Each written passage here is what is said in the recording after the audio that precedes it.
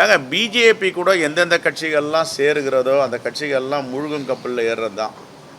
பிஜேபியை ஒருபோதும் தமிழ்நாட்டு மக்கள், இளைஞர்கள், நடுவயதை சார்ந்தவர்கள், வயதானவர்கள் யாருமே ஏற்றுக்கொள்ள மாட்டார்கள். ஏன்னா இது தமிழ்நாட்டு மண்ணுக்கு எதிரான கட்சி.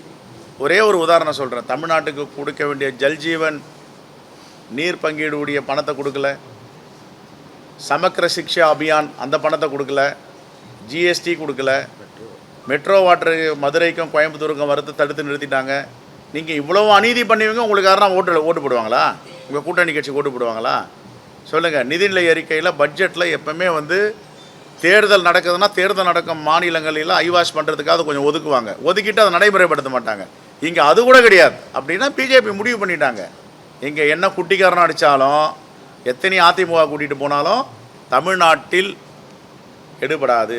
ஆகையால் விட்டுரு அந்த ஸ்டேட்டுன்னு விட்டுட்டு தான் ரவியை அங்கே வெஸ்ட் பெங்காலில் மாற்றிட்டாங்க ஆளுநரை. இங்கே தொந்தரவு கொடுத்துட்டே இருக்கப்பா, இங்கே வேணாம், அங்கே தொந்தரவு கொடுனே, இந்த மாநிலம் நம்ம கைவிட்டு போயிடுச்சு, மீண்டும் இவங்க தான் ஆட்சிக்கு வர போகிறாங்க.